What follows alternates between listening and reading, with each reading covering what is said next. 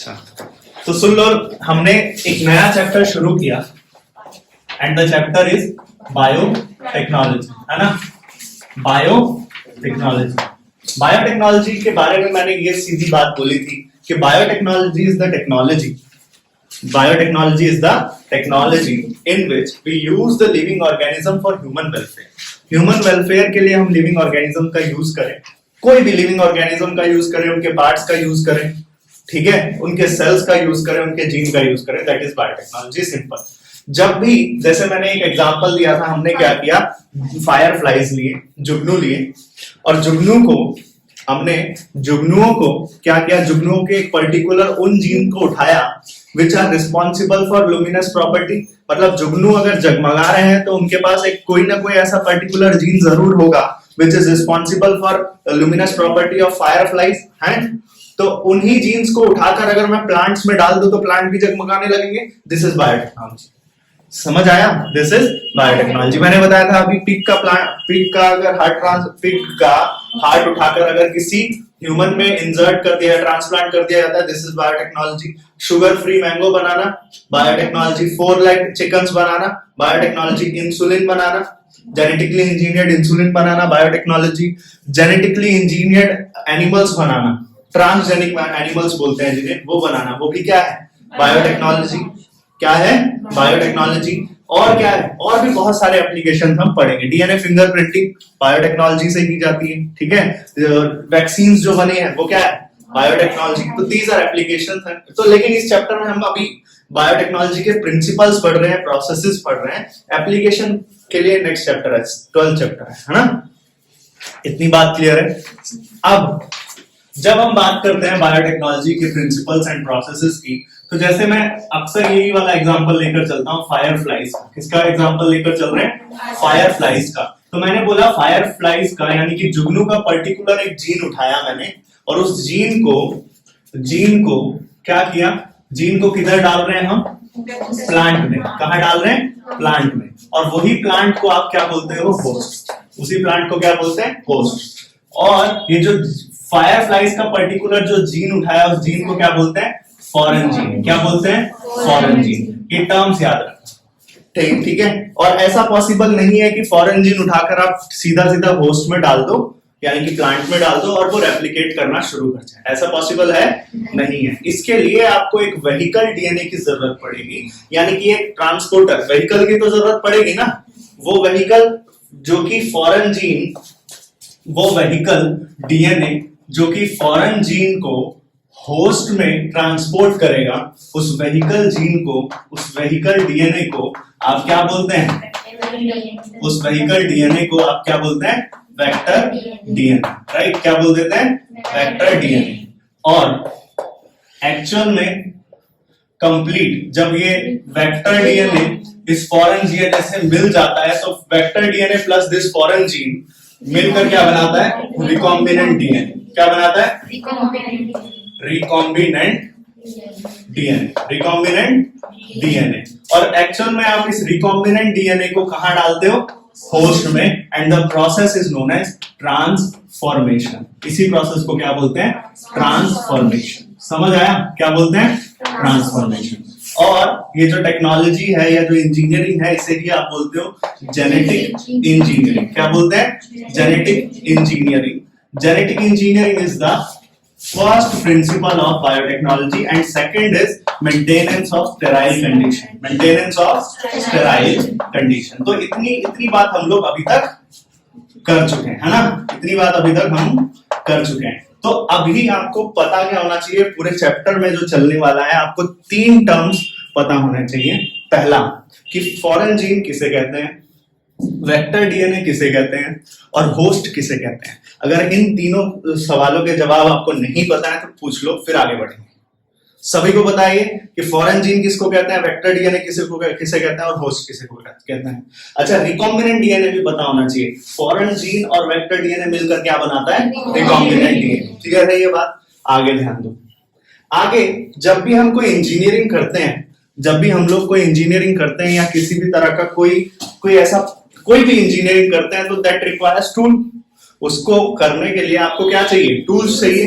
तो अब हम बात कर रहे हैं टूल्स ऑफ बायोटेक्नोलॉजी की। Topic is tools of biotechnology. तो ये बेसिक, ये आपको पता ही है एक तरह से। टूल्स ऑफ बायोटेक्नोलॉजी में सबसे पहली चीज चाहिए आपको, वो क्या चाहिए? फॉरेन डीएनए चाहिए। सबसे पहला तो अगर आपको बायोटेक्नोलॉजी या जेनेटिक इंजीनियरिंग करनी है तो फॉरेन डीएनए तो होना ही चाहिए आपके पास, कि नहीं? दूसरी चीज जो होनी चाहिए वो क्या है? वेक्टर। दूसरी चीज क्या होना चाहिए? Vector DNA. और फॉरेन डीएनए मैंने क्या बोला था? अगर फायरफ्लाइज का, अगेन पूरे चैप्टर में फायरफ्लाइज वाला ही एग्जांपल चलेगा, तो याद रखना उसको। अगर जुगनू की मैं बात कर रहा हूं तो क्या जुगनू का पूरा डीएनए उठा के प्लांट में डाल दिया गया था? नहीं, पूरा का पूरा डीएनए तो नहीं उठाया था ना। जुगनू का एक पर्टिकुलर पार्ट ऑफ जीन था which is responsible for luminous property. वो उठाकर आपने प्लांट में इंसर्ट किया या प्लांट के सेल में इंसर्ट किया, ऐसा ही है ना? वो उठाकर इंसर्ट किया है, तो वो उसे आप फॉरेन जीन बोलते हो। तो इसका मतलब अगर मुझे जुगनू का जीन मिला है, अगर मुझे जुगनू का पूरा डीएनए मिला है, तो उसमें से पर्टिकुलर एक सेगमेंट ऑफ डीएनए कट करना पड़ेगा। ये बात समझ आया? मुझे एक पर्टिकुलर सेगमेंट ऑफ डीएनए क्या करना पड़ेगा? कट करना पड़ेगा, तभी तो मेरा डिजायर्ड डीएनए निकल कर आएगा। ये बात समझ आएगी नहीं? पूरा डीएनए है, मुझे उसमें से सिर्फ एक इतना सेगमेंट चाहिए, ठीक है? मान लो ये पूरा डीएनए है और मुझे इतना सा सेगमेंट चाहिए, तो मुझे इसको कट करना पड़ेगा। और कट करने के लिए आपको क्या चाहिए? सीजर।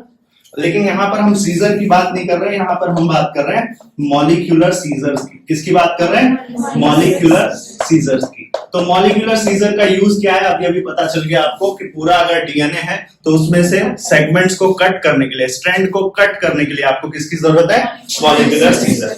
ये सीजर कुछ ऐसा फिजिकल सीजर की तरह नहीं होते हैं, दीज आर एंजाइम। तो जब किसी टेस्ट ट्यूब में फॉर एग्जांपल मैंने डीएनए डाल दिया, ठीक है, और उसके बाद उसमें वो एंजाइम डाल दिया, तो वो अपने आप डीएनए क्या हो जाएंगे? शॉर्ट हो जाएंगे, कट हो जाएंगे। समझ आया?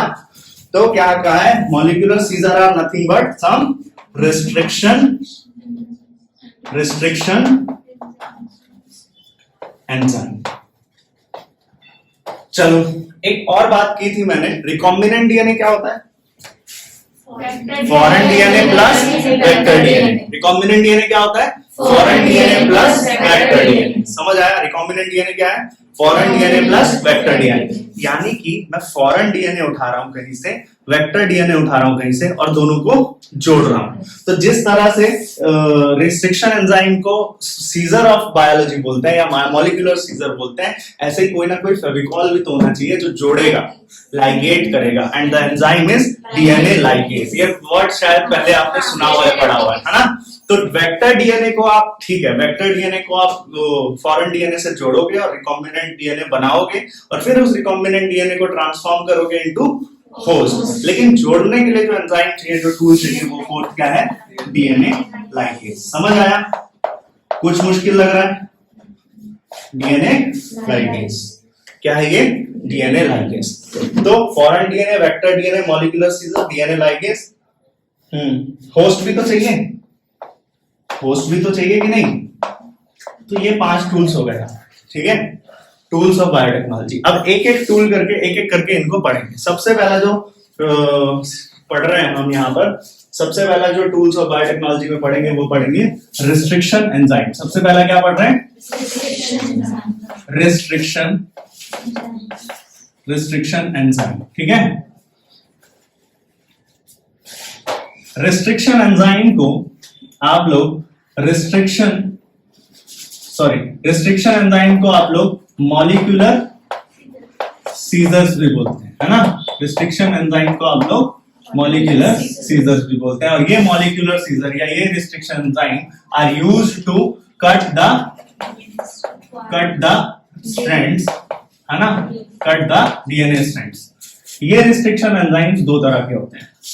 ये रिस्ट्रिक्शन एंजाइम्स दो तरह के होते हैं। ये रिस्ट्रिक्शन एंजाइम दो तरह के होते हैं। एक है रिस्ट्रिक्शन एक्सोन्यूक्लियस, पहला एक्सोन्यूक्लियस, और दूसरा है रिस्ट्रिक्शन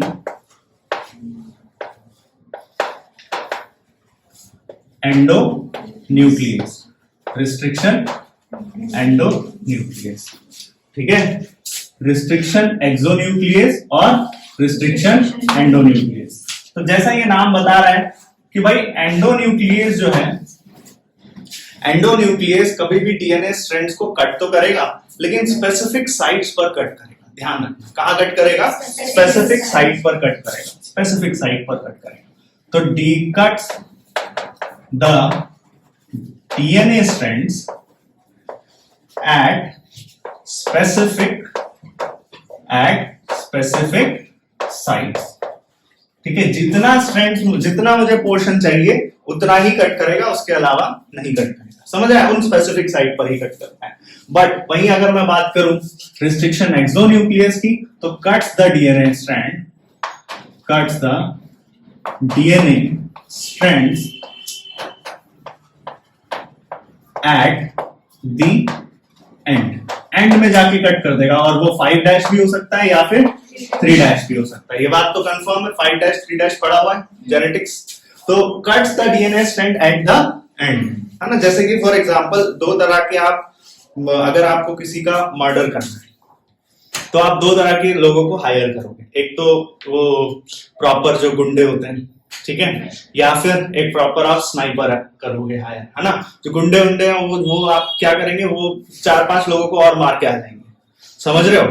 और जो स्नाइपर है, वो स्नाइपर देखे होंगे आपने, वो छत पे जाता है, ठीक है, एक बहुत बड़ा सा वो बैग खोलता है और उसमें दुनिया भर का तामझाम करता है। फिर प्रॉपर वो 8x का मैग्निफिकेशन लगाता है वो, ठीक है, और उसके बाद जिस इंसान को मारना है उसी को मारेगा, लेकिन उसी को मारेगा वो, है ना। तो आपको अगर किसी को हायर करना है तो किसे हायर करोगे? उस गुंडे को हायर करोगे या उसको, स्नाइपर को? समझ रहे हो, सारे कातिल में, समझ रहे हो, ठीक है। स्नाइपर हायर करोगे, किसको हायर करोगे? स्नाइपर। अब एक बात सुनना, रिस्ट्रिक्शन एक्सोन्यूक्लियस क्या है? स्नाइपर है या वो गुंडा है? गुंडा है। क्यों? क्योंकि एंड पे कट करेगा, समझ रहे हो। और ये स्पेसिफिक साइट पे कट करेगा, मतलब ये क्या है? समझ गए? आसानी से याद रहेगा। सर डीएनए के बीच में से अगर हमें पार्ट निकालना है तो ये वाला तब भी आपको यही, ठीक है। एक क्वेश्चन जो आपसे पूछा जाता है वो पूछा जाता है बायोकेमिकल नेचर, पूछेगा कि biochemical nature of restriction enzyme, of restriction enzyme. तो आप बोलोगे भाई ये तो न्यूक्लियस ही है, ये क्या है? न्यूक्लियस टाइप के होते हैं। क्लियर? क्या होते हैं ये? न्यूक्लियस होते हैं, और कुछ, ठीक है। Restriction exonuclease, restriction endonuclease. लेकिन सवाल ये है कि ये अगर इन स्पेसिफिक साइट्स, ये जो स्पेसिफिक साइट है, ये इसको पता कैसे चला ये स्पेसिफिक साइट है? कौन सी स्पेसिफिक साइट इसको पता चली है भाई? लेकिन जब कोई स्नाइपर आपने हायर किया है तो उसको फोटो तो दोगे कि नहीं दोगे? तो वो फोटो कैसे पता चली है उसको? तो वो स्पेसिफिक साइट, मतलब उस स्पेसिफिक साइट को पता लगाने के लिए वो फाइंड आउट करता है पैलिंड्रोमिक सीक्वेंस। क्या फाइंड आउट करता है? Palindromic sequence. क्या फाइंड आउट करता है? Palindromic sequence. Palindromic sequence find out करता है। पैलिंड्रोमिक सीक्वेंस फाइंड आउट करता है। पैलिंड्रोमिक सीक्वेंस होता क्या है? वो सीक्वेंस जिसको रीड करते वक्त या जिसको कोड करते वक्त अगर आप उसको आगे से रीड करो तो भी सेम, और पीछे से रीड करो तो भी सेम। जैसे फॉर एग्जांपल आपकी मैडम, ठीक है, तो अगर आप इसको आगे से रीड करोगे तो भी मैडम, पीछे से रीड करोगे तो भी मैडम। मलयालम क्या है? मलयालम। मलयालम अगर आप आगे से रीड करोगे तो भी मलयालम, पीछे से रीड करोगे तो भी मलयालम। ये तो खैर इंग्लिश के अल्फाबेट्स हो गए, वहां से काम आया है ये पैलिंड्रोम। समझ आया पैलिंड्रोमिक सीक्वेंस क्या होता है? तो ये स्पेसिफिक साइट उन्हीं स्पेसिफिक साइट को देखता है, ये कहां पर मुझे पैलिंड्रोमिक सीक्वेंस मिल रहा है। और उन सीक्वेंस को कौन कट करता है? Restriction enzyme. कौन? रिस्ट्रिक्शन एंडोन्यूक्लियस कट कर रहा है। तो इसीलिए वो इन स्पेसिफिक साइट्स को एक नाम दे देता है। इन स्पेसिफिक साइट को ये नाम देता है रिस्ट्रिक्शन साइट्स। क्या नाम देता है? Restriction sites. समझ आया क्या नाम देता है? रिस्ट्रिक्शन साइट्स, या फिर रिस्ट्रिक्शन साइट बोल दो, ठीक है, या फिर अब पहचानना भी तो पड़ेगा इसे। इन स्पेसिफिक साइट को ये पहचान के कट करेगा ना। इन रिस्ट्रिक्शन साइट को क्या करेगा? ये पहचानेगा और फिर कट करेगा। तो इसे आप क्या बोलते हैं? रिकॉग्निशन साइट भी बोल देते हैं। क्या बोल देते हैं? रिकॉग्निशन साइट भी बोल देते हैं, या रिकॉग्निशन साइट बोल दो या फिर रिकॉग्निशन सीक्वेंस बोल दो, पैलिंड्रोमिक साइट बोल दो, पैलिंड्रोमिक सीक्वेंस बोल दो, साइट और सीक्वेंस एक ही बात है, ठीक है। रिस्ट्रिक्शन साइट बोल दो, रिस्ट्रिक्शन सीक्वेंस बोल दो, समझ आया। तो ऐसा कोई सीक्वेंस क्या डीएनए में भी बन सकता है? हाँ बन सकता है, देखो बनता है। जैसे for example G A T T C, ये एक सीक्वेंस है डीएनए की। 5 ATCG ही तो होता है ना डीएनए का सीक्वेंस, हाँ वही ATCG होता है। तो GAATTC यही है, GAATTC। अब मैं क्या करता हूँ, ATCG की पेयरिंग करना शुरू करता हूँ, आप मुझे बताओ ये दूसरा सीक्वेंस क्या होगा, 3' to 5'। तो सीक्वेंस G के सामने C, T, T, A, G, और इधर क्या है 5'। तो अगर इसको 5' to 3' अगर मैं रीड करूं तो क्या ये GAATTC बन रहा है? हाँ। अगर इसको रीड करो तो ये भी GAAT। तो क्या ये पैलिंड्रोमिक सीक्वेंस है? हाँ। क्योंकि इसको आगे से कोड करोगे तो भी सेम है, आगे से रीड करोगे तो भी सेम है, और पीछे से रीड करोगे तो भी सेम। समझ आया? इसको बोलते हैं पैलिंड्रोमिक सीक्वेंस। क्या बोलते हैं? Palindromic sequence. सर कोई ऐसी साइट हो जहाँ पे ना हो सके ऐसे तो कैसे तो नहीं कट करेगा। जैसे फॉर एग्जांपल और पैलिंड्रोमिक सीक्वेंस देख लो, C G G G 5' to 3'। अब बनाना है इसका G G G C C C और ये 5'। तो 5' to 3' अगर इसको देखोगे तो ये भी क्या है? सर ये दोनों प्रेजेंट होंगे। हाँ, तो ये नहीं जरूरी नहीं है यही सीक्वेंस प्रेजेंट होगा, कोई भी ऐसा सीक्वेंस हो सकता है जो पैलिंड्रोमिक हो, तो वहां पर वो कट लगाएगा रिस्ट्रिक्शन में। सर अगर वो साइड से हैं हाँ। जहाँ पे पैलिंड्रोमिक सीक्वेंस नहीं है तो क्या करेंगे? है तो फिर तो ये यूज करोगे ना, एंड पे कट लगाएगा। समझ आया? ठीक है, इतना बात आप नोट करो, फिर आगे बढ़ते हैं। सुन, अब आती है बात नेमिंग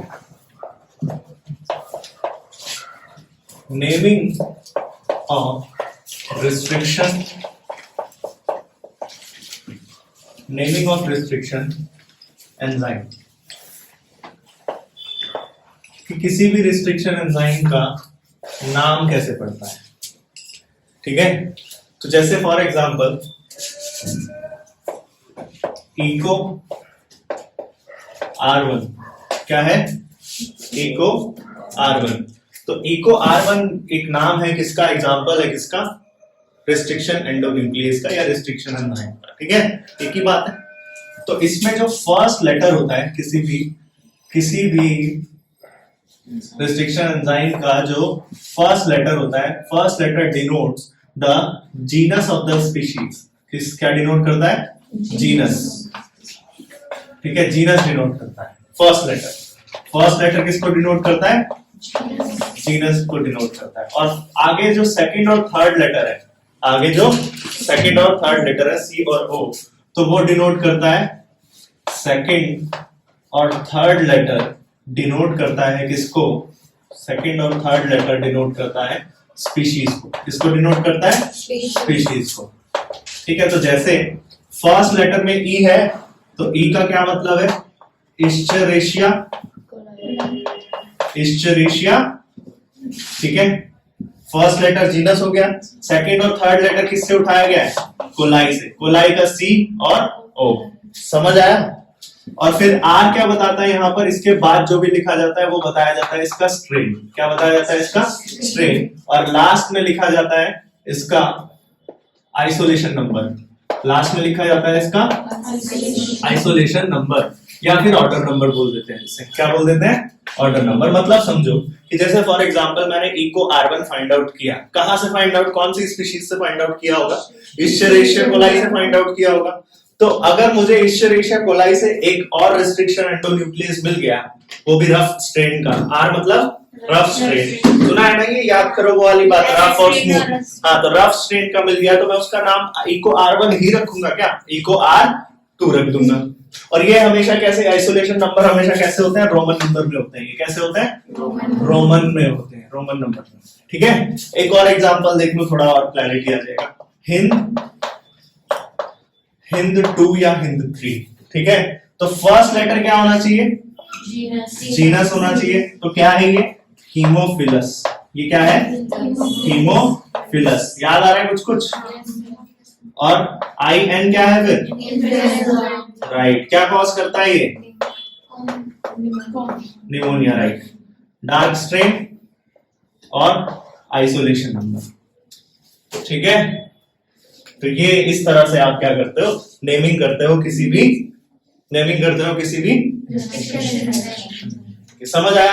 तो ये याद रखना नेमिंग कैसे करता है। अब आ जाते हैं क्या कि मैकेनिज्म कैसे होता है। किसकी बात कर रहे हैं next? Mechanism of restriction enzyme या एंडोन्यूक्लियस लिख दो तो, ठीक है। तो जनरली हम ज्यादातर बायोटेक या जेनेटिक इंजीनियरिंग की जब हम बात करेंगे तो क्या एंडोन्यूक्लियस यूज करेंगे या exonuclease? Endonuclease for specific region. क्यों? क्योंकि एंडोन्यूक्लियस जो है वो स्पेसिफिक साइट पर कट लगाता है। तो हम स्पेसिफिक बात चाहते हैं, इसलिए क्या होगा? एंडोन्यूक्लियस यूज करेंगे। क्या करेंगे? एंडोन्यूक्लियस यूज करेंगे। अब एक बात ये देखो, एंडोन्यूक्लियस हम यूज तो करेंगे, जैसे फॉर एग्जांपल वही सीक्वेंस उठाते हैं, GAATTC 5' 3', ठीक है। 5' 3', फिर इधर 3' to 5' क्या बनेगा? ये CTTAAG 5', ठीक है। और फिर अगेन एक और बात, ये किसका पैलिंड्रोमिक सीक्वेंस है? मान लो ये पैलिंड्रोमिक सीक्वेंस किसका है? वेक्टर का। किसका है ये? वेक्टर डीएनए का सीक्वेंस इसको मिल गया है, ठीक है। और फिर आप देखो 5' GAATTC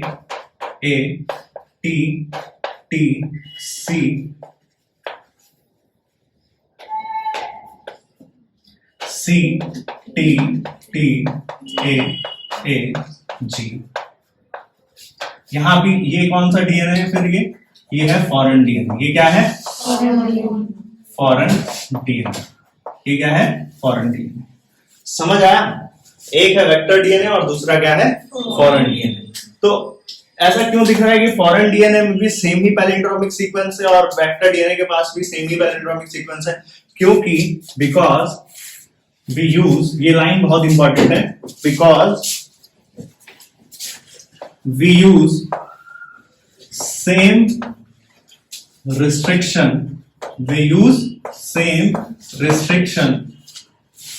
enzyme to cut vector DNA and foreign DNA both. तो दोनों को कट करने के लिए वेक्टर डीएनए और फॉरेन डीएनए, दोनों को कट करने के लिए मैं क्या यूज करता हूं? सेम रिस्ट्रिक्शन एंजाइम का यूज करता हूं, ठीक है। सेम रिस्ट्रिक्शन एंजाइम का यूज करता हूं। अब क्वेश्चन यहीं से निकल कर आता है, वाई, है ना? Why I am using the same restriction enzyme to cut the vector DNA as well as for foreign DNA? ताकि आंसर क्या है? ताकि कॉम्प्लीमेंट्री स्ट्रैंड्स बन सके। आंसर क्या है? कॉम्प्लीमेंट्री स्ट्रैंड्स बन सके। कॉम्प्लीमेंट्री स्ट्रैंड्स का क्या मतलब है? जैसे फॉर एग्जांपल ये क्या है? वेक्टर डीएनए है, ठीक है। ये क्या है? वेक्टर, मान लेते हैं कि ये क्या है? वेक्टर डीएनए, ये पूरा, ठीक है। ये एक शेप है, ये क्या है? ये वैसे तो पैकमैन की तरह दिख रहा है, पैकमैन पता है ना? वैसे ही दिख रहा है ना ये, तो ठीक है। तो ये है वेक्टर मान लेते हैं, ठीक है। ये है वेक्टर, और ये वेक्टर की क्या है? ये वेक्टर की क्या होगी? ये वेक्टर की रिस्ट्रिक्शन साइट होगी। ये वेक्टर के पास क्या प्रेजेंट है? Restriction site. तभी तो यहां पर कट लग गया ना, तभी तो यहां पर कट लगा, ये कंप्लीट था पूरा वेक्टर, ये वेक्टर पूरा क्या था, कंप्लीट था, ये पूरा वेक्टर कंप्लीट था, लेकिन कट लग गया। किसने कट लगाया होगा, रिस्ट्रिक्शन एंडोन्यूक्लियस ने लगाया होगा। यहाँ पर मान लो हम रिस्ट्रिक्शन एंडोन्यूक्लियस यूज कर रहे हैं, इको R1, क्या यूज कर रहे हैं, तो इको R1 ने इसको भी कट लगाया होगा और इसको भी, है ना। फॉरेन डीएनए को भी कट किया है इको R1 ने, और फॉरेन डीएनए वेक्टर डीएनए को भी कट किया है किसने, ठीक है। तो इसका मतलब अगर मैंने इको R1 का यूज किया है इसको कट करने के लिए, इको R1 का यूज किया है, तो मैं फॉरेन डीएनए को भी कट किससे करूंगा, इको R1 से कट करूंगा। अदरवाइज ये एक दूसरे से कॉम्प्लीमेंट्री फिट कैसे हो पाएंगे, नहीं हो पाएंगे ना फिट। तो ताकि फॉरेन डीएनए इजीली क्रोमोसोम, ये एनसीईआरटी की लाइन है, क्रोमोसोम का पार्ट बन जाए, किसके क्रोमोसोम का पार्ट बन जाए, वेक्टर डीएनए के क्रोमोसोम का पार्ट बन जाए, तो मुझे क्या करना पड़ेगा, सेम रिस्ट्रिक्शन एंजाइम का यूज करना पड़ेगा that we used for vector DNA, है ना। मुझे फॉरेन डीएनए को कट करने के लिए सेम रिस्ट्रिक्शन एंजाइम का यूज करना पड़ेगा that I use for vector DNA. समझ आया। तो ये एक रीजन है, कॉम्प्लीमेंट्री स्ट्रैंड्स ताकि बन सके। तो सेम रिस्ट्रिक्शन एंजाइम का यूज किया है, तो इससे एक और चीज क्या होगी, जैसे फॉर एग्जांपल यहां पर कट लगेगा, जैसे फॉर एग्जांपल यहां पर कट लगता है ए और जी के बीच में, किसने कट लगाया, रिस्ट्रिक्शन एंजाइम ने। किसने कट लगाया, रिस्ट्रिक्शन एंजाइम ने। तो रिस्ट्रिक्शन एंजाइम आया, उसने क्या किया, ए और जी के बीच में कट लगा दिया। अगर फर्स्ट स्ट्रैंड में 5' to 3' वाली स्ट्रैंड में 5' to 3' वाली स्ट्रैंड में ए और जी के बीच में कट लगा है, तो नीचे वाली स्ट्रैंड में भी तो ए और जी के बीच में ही कट लगना चाहिए ना। तो नीचे वाली स्ट्रैंड क्या है, ये है, यहां पर भी कट कहां लगा है, ए और जी के बीच में। तो अब जो सेपरेटेड स्ट्रैंड्स निकल कर आएंगे मुझे, वो कुछ इस तरह से होगा, ये पूरा अलग, है ना, ये पूरा अलग, समझ आया, ये पूरा अलग इस तरह से। और यहां पर भी सेम ही चीज है, और यहां भी। तो अगर आप देखो तो क्या ये एक दूसरे से कॉम्प्लीमेंट्री हैं, क्या ये एक दूसरे से कॉम्प्लीमेंट्री है, ये व्हाइट वाला देखो और वो ब्लू वाला देखो, क्या एक दूसरे को कॉम्प्लीमेंट्री है ये। अगर मैं देखूंगा तो ये इजीली एक दूसरे से बाइंड कर जाएंगे कि नहीं कर जाएंगे, है ना। और जब दोनों बाइंड करेंगे वेक्टर डीएनए और फॉरेन डीएनए, तो मिलकर क्या बनाएंगे, ये रिकॉम्बिनेंट डीएनए। क्यों रिकॉम्बिनेंट डीएनए बनाएंगे, क्यों, क्योंकि हमने यहाँ पर सेम रिस्ट्रिक्शन एंजाइम का यूज किया था।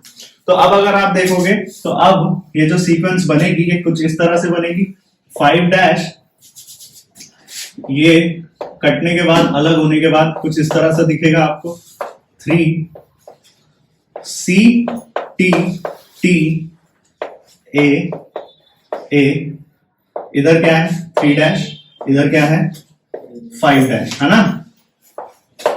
ये क्या है, ये अलग सीक्वेंस है, ये एक अलग सीक्वेंस है, ठीक है, ये एक अलग सीक्वेंस है। और प्लस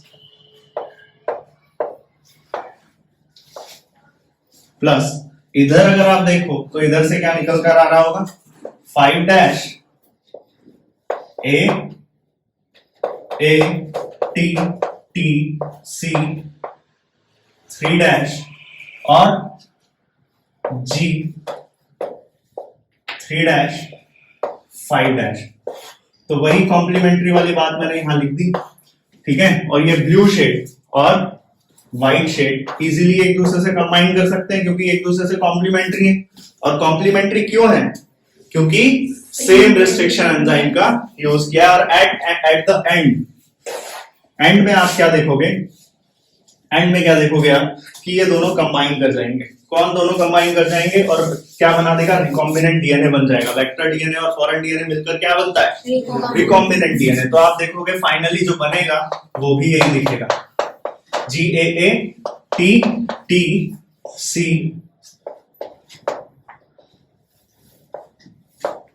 3' क्या है CTTAG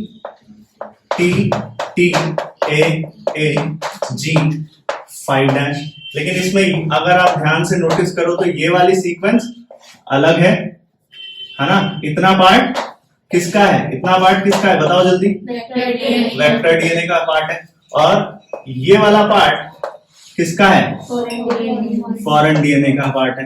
ये वाला पार्ट किसका है, फॉरेन डीएनए का पार्ट है। और ये कंप्लीट क्या बन चुका है अब आपका, रिकॉम्बिनेंट डीएनए, रिकॉम्बिनेंट डीएनए बन चुका है। समझ आया, क्लियर है कॉन्सेप्ट?